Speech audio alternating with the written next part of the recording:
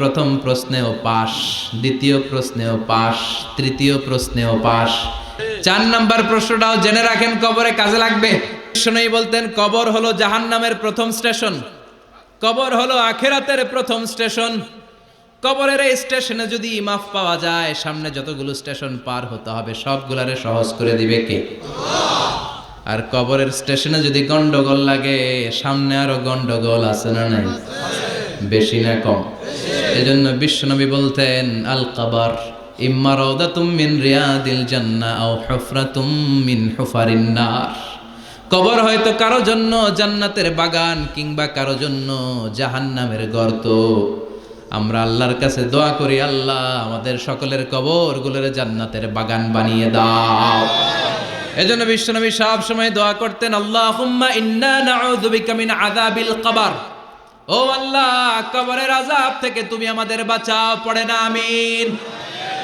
বিশ্বনবী বলতেন, আমি দেখেছি কবরের মধ্যে তোমাদেরকে প্রশ্ন করা হবে, কবরে তোমাদের পরীক্ষা নেওয়া হবে। পুরো দুনিয়াটাই যেমনি পরীক্ষা, আখিরাতের প্রথম স্টেশন কবরেও পরীক্ষা আছে না নাই? আমরা মুহের মধ্যে পড়ে আছি, ঠিক কিনা? আমাদের চলাফেরা, কথাবার্তা, লাইফস্টাইল দেখলে মনেই হয় না যে আমরা মরব। মনে হয় যে 1000 বছর রাজত্ব করতে আমরা এসেছি, কেউ আমাদেরকে থামাতে পারবে না, কোনোদিন আমাদের মরণ হবে না। চিল্লায় বলেন ঠিক কিনা? এই দুনিয়াটা আসল জীবন না, আসল জীবন কবরের জীবন। এই দুনিয়ার দৃষ্টান্ত আল্লাহর কাছে হলো 4টা স্বর্ণের টুকরার মতো আর 3টা লাশের মতো। স্বর্ণের টুকরা কয়টা? লাশ কয়টা? বনি ইসরাইলের জামানাতে 3 জন যুবক কর্মের সন্ধানে, কাজের সন্ধানে বেরিয়েছিল। হঠাৎ করে তারা এক গুপ্তধন পেয়ে যায়। গুপ্তধনে তারা পেয়েছে 4টা বড় বড় স্বর্ণের টুকরা। কয়টা? মহা খুশি, খুশিতে বাকবাকুম।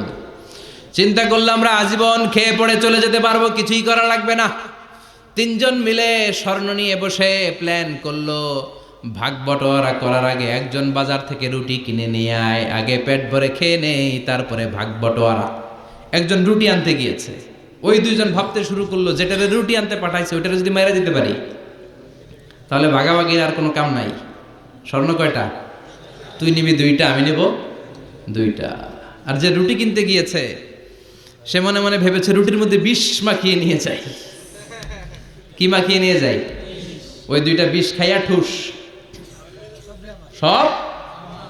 যেই চিন্তা ওই কাজ। রুটির মধ্যে বিষ মাখিয়ে নিয়ে এসেছে। 2 বন্ধু ওইটারে ধরে আঘাত করতে করতে দুনিয়া থেকে বিদায় করে দিয়েছে। এবার 2টা বলে, এইটারে মারতে অনেক কষ্ট হয়েছে, আগে খাইয়া লই, এরপরে তুই 2টা আমি 2টা। এবার বিষ মাখানো রুটি খেয়ে ওরাও শেষ। আহা, আল্লাহু আকবার। 4টা স্বর্ণের টুকরা পড়ে আছে, 3টা লাশ পড়ে আছে। হাযিহি মাসালু হায়াতিদ দুনিয়া। এটা দুনিয়ার জীবনের দৃষ্টান্ত। এজন্য মানুষের স্বভাব হলো আরো চাই, আরো চাই। বিষ্ণু বললেন, লাউ লিকুল্লি ইবনি আদামা ওয়াদিয়াম মিন যাহাব। আল্লাহ বনি আদমের সবাইকে যদি এক একটা স্বর্ণের পাহাড়ের মালিক বানিয়ে দেয়, আহাব্বা আন ইয়াকুনা লাহু ওয়াদিয়ান, সে চাইবে কেমন করে আরেকটা স্বর্ণের পাহাড়ের মালিক হওয়া যায়। ও মিয়া, আমার যদি একটা স্বর্ণের পাহাড়ের মালিক বানায় দেয়, আমার 14 পুরুষ সে স্বর্ণের পাহাড় বেচা খেয়ে শেষ করতে পারবো? তা আরেকটা দিয়ে আমি কি করব? সবাইকে যদি এক একটা স্বর্ণের পাহাড়েরও মালিক বানিয়ে দেয়া হয়, তারপরেও প্রত্যেকে চাইবে কেমন করে আরেকটা পাহাড়ের মালিক হওয়া যায়। কারণ ওই যে খাই খাই, আরো লাগবে, আরো লাগবে। ওয়ালাই ইয়ামলা আফাহু ইল্লা তুরাব। কবরের মাটি ওর মুখে ঢোকার আগ পর্যন্ত ওর এই খাই খাই স্বভাবের বন্ধ হবে না। চিৎকার করে বলেন ঠিক কিনা? এজন্য আল্লাহ বললেন, কবরে না ঢুকলে তোমাদের এই আকাঙ্ক্ষা থামবে না, লোভ লালসা বন্ধ হবে না। হাত্তা যুরতুমুল মাকাবির, কবরে তোমাদেরকে যেতেই হবে, মরতে তোমাদেরকে হবে। এই পৃথিবীতে কেউ থাকার জন্য আসে নাই, জোরে বলেন ঠিক কিনা? মরতেই হবে, যেতেই হবে, চলে যেতেই হবে। এজন্য বিশ্বনবী বলতেন, আকসিরু যিকরা হাযিমিল লাযাত। জীবনের সব স্বাদ আল্লাহকে নিঃস্বাদ করে দেয়, পানসা করে দেয়। ওই মৃত্যুর কথা বেশি বেশি স্মরণ করবা। জীবনের স্বাদ আল্লাহ সব কিছুকে পানসা করে দেয়। কোন জিনিস? মরণ। চিল্লায় বলেন কোন জিনিস? আরো জোরে বলেন কোন জিনিস? সুনিশ্চিত যেতেই হবে, কোনো সন্দেহ আছে? কথা বলেন, সন্দেহে আছে কারো? একদিন মাটির ভেতরে হবে ঘরে মন আমার, কেন বান্ধ দালান ঘরে মন আমার, কেন বান্ধ দালান ঘর। একদিন মাটির ভেতরে হবে ঘরে মন আমার, কেন বান্ধ দালান ঘর। ঠিক কিনা?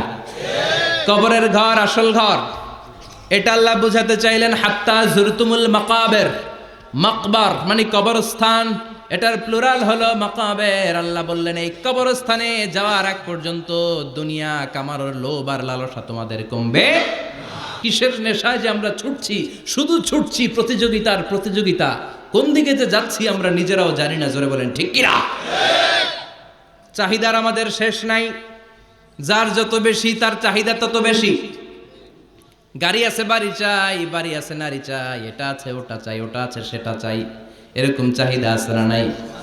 যারে আল্লাহ দিয়েছে বেশি তার চাহিদাও তত বেশি। ঠিক কিনা? যার সাইকেল আছে সে মোটর সাইকেল চায়, মোটর সাইকেল আছে তো প্রাইভেট কার চায়, প্রাইভেট কার আছে মনে মনে ভাবে প্লেনে চড়তে পারলে একটু ভালো হয়, এরপরে কয় হেলিকপ্টার আছে না নাই? যিনি মেম্বার হয়েছেন তিনি ভাবলেন সামনে চেয়ারম্যান হইলে একটু ভালো হয়। যিনি আপনাদের ভোটে চেয়ারম্যান হয়ে গেলেন মনে মনে ভাবে এবার যদি একটু পার্লামেন্টে যাইতে পারি খারাপ হয় না। কথা কন, পার্লামেন্টও নিছেন ওনারে, এবার মনে মনে ভাবে একটা মন্ত্রণালয়ের দায়িত্ব যদি পাই খারাপ হয় না, এলাকার উন্নয়ন বেশি বেশি করা যাবে। মন্ত্রীও হয়ে গেছে, এবার মনে মনে ভাবে আর আছে একটা। জোরে কন, ওইটার সুযোগ এই দেশে নাই, ওইটার সুযোগ এই দেশে নাই, হয় উনি নয় উনি। কথা কন, এই দুই ফ্যামিলির বাইরে আমাদের আর কোনো গতি নাই।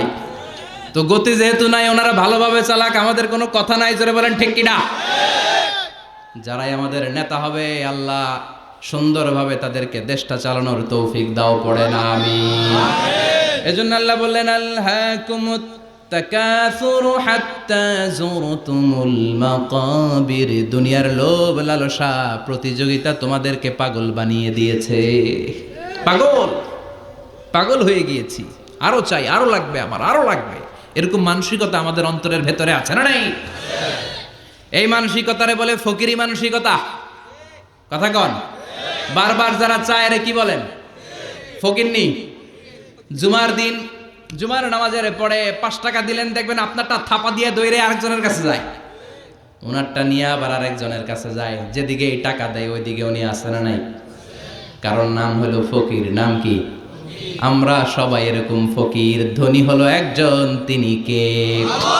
ইয়া আইয়ুহান নাসু আনতুমুল ফুকারাউ ইলাল্লাহ ওয়াল্লাহু হুয়াল গনিয়ুল হামিদ। আল্লাহ বললেন গোলাম তোরা সবাই ফকিরের বাচ্চা। আমরা কি? ওই যে কয় না ফকিরের বাচ্চা কইতে প্রেস্টিজে লাগে, কিন্তু কোরআনে কিন্তু আল্লাহ কয়ে দিস আনতুমুল ফুকারা ইলাল্লাহ, তোমরা সবাই আল্লাহর দিকে ফকির। কারণ আমরা রাতে দিনে সব সময় বিপদে পড়লে চাই একজনের কাছে, তিনি কে? অসুস্থ হলে কাঁদি একজনের কাছে, তিনি কে? তুফান হইলে বন্যা হলে একজনের ডাকি, তিনি কে? তোমরা সম্পদের লোভে দুনিয়ার লোভে পাগলের মতো হয়ে গিয়েছো। ফকিরদের যেই স্বভাব সেরকম স্বভাব তোমাদের মধ্যে ঢুকেছে। ঠিক কিনা? আরো চাই, আরো লাগবে, আরো দাও, সব খামু, সব আমার। পেটটা এতটুকু, হ্যাঁ সব খাইব। পেট কদ্দুর, কিন্তু বলে কি সব খাবো। আনলিমিটেড ডিমান্ড, শেষ নাই। প্রতিযোগিতার পর প্রতিযোগিতা। উনার কত টাকা, আমার টাকা তার চেয়ে বেশি লাগবে। ওর বাড়ি কয়টা, আমার বাড়ি আর কয়েকটা বাড়ানো লাগবে। ওর বিল্ডিং যদি হয় 5 তলা, আমার লাগবে 6 তলা। কিন্তু উনি তাহাজ্জুদ পড়ে, আমারও তাহাজ্জুদ পড়া লাগবে। এই টেনশন আছে নাকি? কথা বলেন। ওনার বাড়ি 5 তলা, আমারটা লাগবে 8 তলা। বিষ্ণু বলেছেন one of the minor sign before the day of judgement, people will start to compete to construct high rise buildings. কিয়ামতের আগে লোকজন বড় বড় বিল্ডিং বানানোর প্রতিযোগিতা শুরু করে দেবে। ওয়া আনতারাল হুফাতাল উরাতাল আলাতা রিয়া আশাইয়াতা তাওয়ালুনা ফিল বুনিয়ান। বিষ্ণু বললেন তোমরা দেখবে এমন কিছু লোক সমাজের গরিব ছিল, পায়ে দেওয়ার মতো জুতা ছিল না, গায়ে দেওয়ার মতো জামা ছিল না, পেটে দেওয়ার মতো খাবার ছিল না, হু হু করে তারা বড় লোক হয়ে গিয়েছে। আর সমাজের এদিকে সেদিকে আনাচে কানাচে বিল্ডিং বানানোর প্রতিযোগিতা করতে শুরু করেছে। সম্পদ তোমাদেরকে পাগল বানিয়ে দিয়েছে। আলহাকুমুত তাকাসুর, এই সম্পদের মায়া কোনোদিন তোমাদের কমবে না। হাত্তা যুরতুমুল মাকাবির, যতদিন না তোমরা কবরের ভেতরে ঢুকবা। ইসলাম সম্পদ উপার্জন করতে বাধা দেয় না, তবে সেটা হতে হবে হালাল পন্থায়, ঠিক কিনা? কারণ হালালে বরকত দিয়েছে কে? হারামে কোনো বরকত আছে? চিল্লায় বলেন। আচ্ছা বলেন তো, গরু খাওয়া হালাল না হারাম? কুকুরের গোশত খাওয়া হারাম। বাংলাদেশে কি বেশি বেশি গরু জবাই হয় না কুকুর? গরু। গরু বছরে বাচ্চা দেয় কয়টা? একটা। কুকুর বাচ্চা দেয় কয়টা? 6টা 7টা, অনেকগুলো। তারপরেও বাংলার জামিনে গরু বেশি না কুকুর বেশি? সুবহানাল্লাহ পড়বেন না? গরু খাইলামও বেশি, গরু জবাই করলামও বেশি, আবার গরু বাচ্চাও দিল কম। কুকুর খাইলাম না, কুকুর জবাইও করলাম না, কুকুর বাচ্চা দিল অনেক, কিন্তু কুকুর কম, গরু বেশি। কারণ গরু খাওয়া হালাল, আর হালালে বরকত ঢুকিয়ে দিয়েছে কে?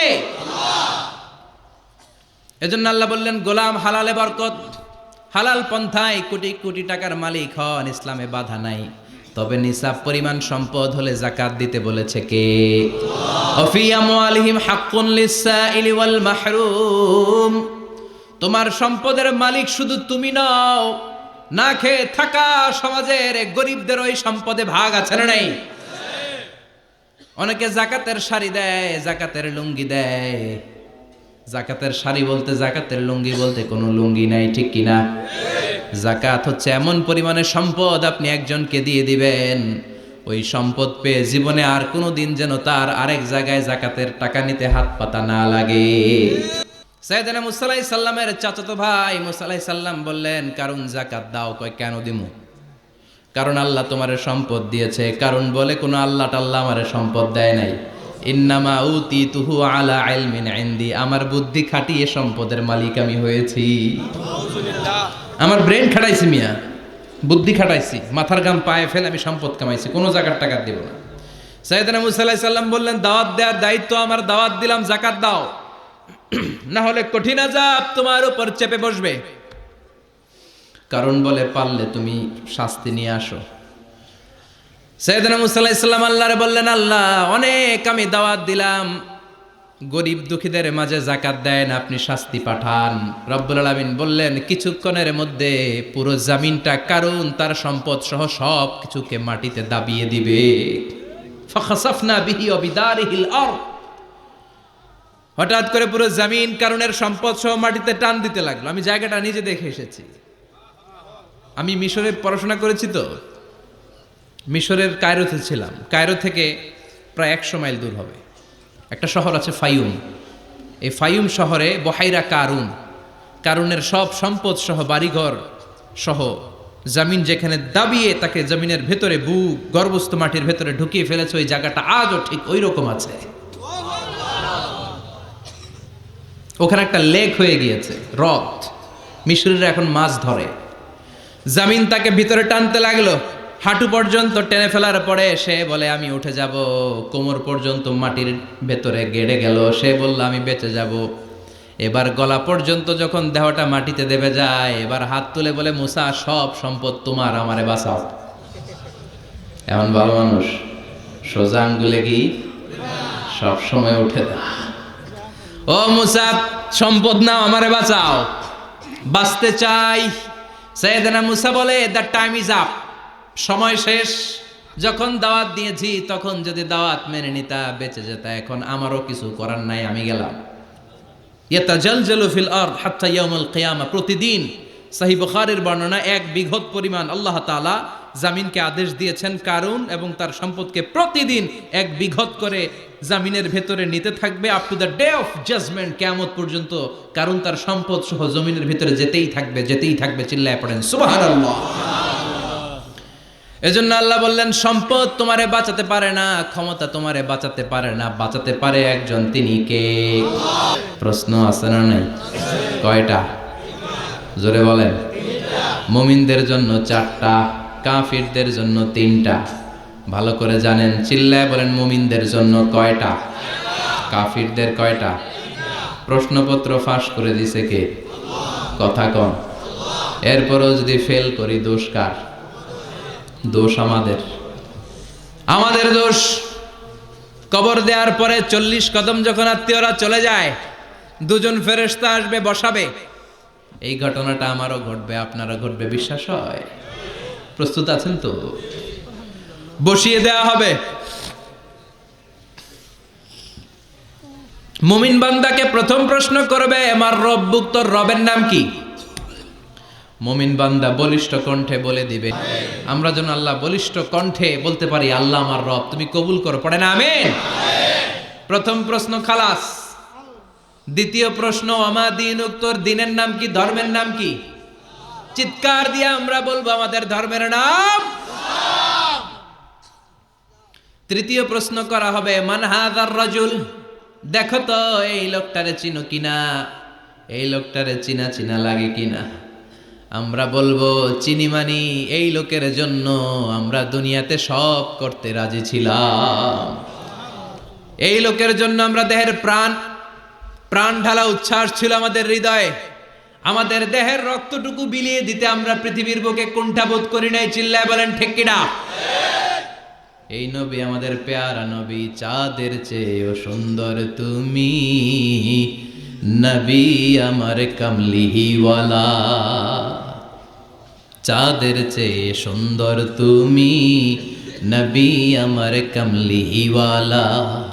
দু জাহানের বাদশাহ তুমি, প্যারা নবী সাল্লে আলা। দু জাহানের বাদশাহ তুমি, প্যারা নবী সাল্লে আলা। চাঁদের চেয়ে সুন্দর তুমি, নবী আমার কামলিওয়ালা। পড়েন আল্লাহু আকবার। আমরা বলবো, এটা আমাদের কামলিওয়ালা নবী। এই নবীর অনুসরণ আমরা করেছি, এই নবীর কথা আমরা দুনিয়ায় মেনেছি।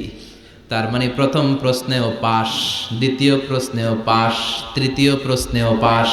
এবার মুমিনদের জন্য এক্সট্রা একটা কোশ্চেন আছে না নাই? 4 নাম্বার প্রশ্নটাও জেনে রাখেন, কবরে কাজে লাগবে। তখন জিজ্ঞেস করা হবে, ওমা ইলমুক, ওমা ইলমুক, what is the source of your knowledge, what is the source of your answer. এই যে 3টা প্রশ্নের উত্তর দিতে পারলা বাঘের বাচ্চার মতো, তথ্যসূত্র কি? What is the reference? করতে শিখছো, কোত্থেকে শিখেছেন বলে আসতে হবে। আমরা বলবো, আমরা কোরআন থেকে শিখেছি, হাদিস থেকে শিখেছি, মাহফিলগুলোতে জেনেছি, বয়ানগুলো থেকে শিখেছি। পড়েন সুবহানাল্লাহ। 4টা প্রশ্নের উত্তর যখন আপনি দিয়ে দিবেন, ফেরেশতারা বলবে আহলান ওয়া সাহলান, কংগ্রাচুলেশন। কি বলবে? আহলান ওয়া সাহলান, মানে কংগ্রাচুলেশন, খোশ আমদেদ, খোশ আমদেদ, খোশ আমদেদ।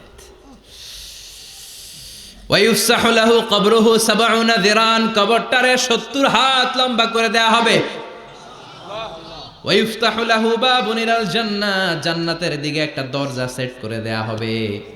ওই জায়গা দিয়ে, দরজা দিয়ে জান্নাতের এয়ার কন্ডিশনের ঘরগুলো থেকে ঠান্ডা হিমেল বাতাস আর সুগন্ধ এসে কবরটারে আমোদ করে দিবে। সুবহানাল্লাহ। ওয়ায়ুলবাসু মিন লিবাসিল জান্নাহ, জান্নাতের চমৎকার একটা পোশাক পরিয়ে দেয়া হবে। আর বলা হবে, নাম কানাউমিল আরুস, বাসর রাতে বর যেমনি কনেকে নিয়ে আনন্দের ঘুম দেয়, তুমিও একটা ঘুম দাও। সুবহানাল্লাহ পড়েন। নাম কানাউমিল আরুস, বাসর রাতে বর যেমনি কনেকে নিয়ে ঘুমায়, ঘুমাও ঘুমাও। মধুর একটা ঘুম আপনার সেদিন হবে। ইসরাফিলের সিঙ্গার আওয়াজ, ওই হুইসেল বাজার আগ পর্যন্ত ওই ঘুম কেউ আপনার ভাঙাতে পারবে না।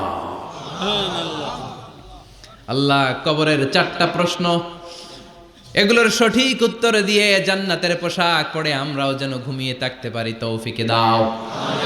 আর জোরে পড়ে না আমিন।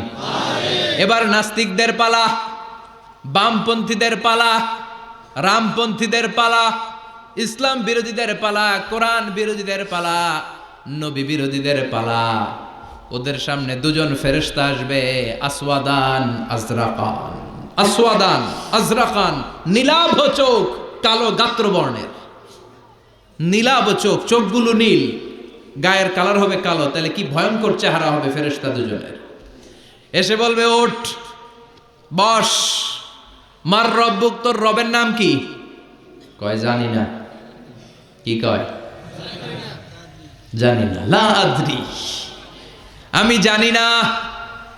আমি অমুক নেতার পিছনে পিছনে ঘুরতাম, খালি এটা মনে আছে।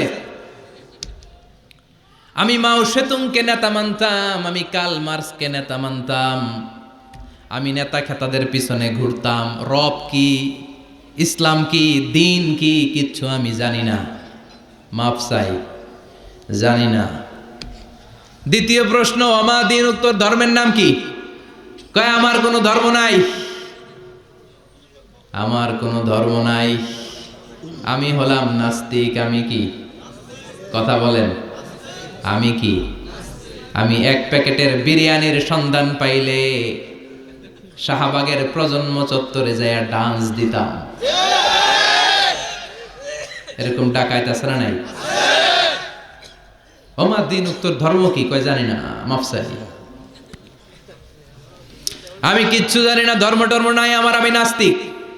ফেরেশতারা বলবে ও তুমি নাস্তিক, দাঁড়াও, আর একটা বাকি প্রশ্ন, এরপরে খেলা শুরু। ঠিক কিনা? 3 নাম্বার প্রশ্ন, ওমান হাদার রজুল, এই লোকটাকে চিনো কিনা দেখো। নাস্তিক বলবে না চিনি না, তবে নাম শুনেছি, ওনার বিরুদ্ধে আমি ব্লগে লিখতাম। এরকম ব্লগার আছে না নাই? ওনার পারিবারিক জীবন নিয়ে আমি মানুষের মধ্যে সন্দেহ উস্কে দিতাম। ওনার পুত পবিত্র চরিত্রের ব্যাপারে আমি দুনিয়ার বুকে মন্দ কথা বলতাম। ওনারে আমি গালি দিতাম, আমি ছিলাম ওনার বিরুদ্ধ শক্তি, ওনার পক্ষের কোন শক্তি আমি ছিলাম না, আমি সব সময় ওনার বিপক্ষে ছিলাম। ফেরেশতারা বলবে হায় হায়, তুই তো 00, 100তে কত পাইছে? কথা কম। লা দারাইতা ওয়ালা তালাইতা, কিছুই পারলি না, তুই তো পোড়া কপাল। ফায়ুতরাকু মিন মাতারিক মিন হাদিদ, লোহার একটা হাতুড়ি থাকবে, এক হাতুড়ির বাড়িতে মাথাটা ছিন্ন বিচ্ছিন্ন হয়ে যাবে, দেহটা জমিনের মধ্যে ঢুকে যাবে, তার চিৎকারে ওই কবরস্থানটা থার থার করে কাঁপবে, কিন্তু কেউ শুনবে না, মানুষ আর জিন ছাড়া সবাই শুনবে। এজন্য মাঝে মাঝে কবরস্থানে দেখবেন গরু বেঁধে রাখলে রশি টুসি সিরা গরু দেয় দৌড়, আছে না নাই? এক একটা আঘাত এসে ছিন্ন বিচ্ছিন্ন হয়ে যাবে। ইউকালু লিল আরদি, জমিনকে বলা হবে ইলতাইমি, চাপ দাও, প্রেসার মারো। ফাতাখতালিফা আদলাউহু, দেহের এই পাজরগুলো, ডান দিকের পাজর বাম দিকে যাবে, বাম দিকের পাজর ডান দিকে আসবে, পুরো দেহটা পাউডার হয়ে যাবে। তার এক একটা চিৎকারে পুরো কবরস্থান থার থার করে কাঁপবে। হাত্তা সা, আর এই খেলা চলতে থাকবে ইসরাফিলের সিংহা পর্যন্ত। মুমিনের ঘুম চলতে থাকবে ইসরাফিলের, আর ওর সাথে ফেরেশতাদের খেলা আছে না নাই? এটার নাম ফাইনাল খেলা। কি খেলা? কথা বলেন। এজন্য মাঝে মাঝে কবরস্থানে যাওয়ার দরকার আছে না নাই? বিশ্বনবী বলেছেন নাহাইতুকুম আন জিয়ারাতিল কবুর, আমি এক সময় কবর জিয়ারত করতে নিষেধ করতাম, আল আনা ফাজুরুহা, এখন বললাম কবর জিয়ারত করো, সমস্যা নাই, কিন্তু কবরে পড়ে থাকা ব্যক্তিটার কাছে কিছু চাওয়া যাবে নাকি? কথা বলেন। কবর জিয়ারত করবেন, যে সালাম দিবেন, কি দিবেন? আসসালামু আলাইকুম আহলা দিয়ার মিনাল মুমিনিন ওয়াল মুসলিমিন ওয়া ইন্না ইনশাআল্লাহু বিকুম লাহিকুন, আনতুম লানা সালাফ ওয়া নাহনু লাকুম তাবা, ইয়ারহামুল্লাহ আল মুস্তাকদিমিনা মিন্না ওয়াল মুস্তাখিরিন, নাসআলুল্লাহ লানা ওয়া লাকুমুল আফিয়া। বিশ্বনবী কবর দেখলে এই লম্বা দোয়াটা পড়তেন, চিল্লায় পড়েন সুবহানাল্লাহ। এর মানে হলো কবরবাসীরা সালাম, আল্লাহ আপনাদের উপর রহমত করুক, আপনারা নিচে আমি উপরে, তার মানে এই না আমি একদিন আসবো না, সবার গন্তব্য একটা, দ্য সেম ডেস্টিনেশন। আপনারা হয়তো কিছুদিন আগে গিয়েছেন, কিছুদিন পরেই আমরা আসতেছি। কথা বলেন। এটা মাথার মধ্যে ঢুকিয়ে দেয় কে? এজন্য কবর জিয়ারতের দরকার আছে না নাই? এজন্য আল্লাহ বললেন আল্লাহাকুমুত তাকাসুরু হাত্তা যুরতুমুল মাকাবির, দুনিয়ার ভোগের সামগ্রী তোমাদেরকে পাগল বানিয়ে দিয়েছে, কবরে না ঢোকা পর্যন্ত তোমাদের এই গাফলতি কোনোদিন শেষ হবে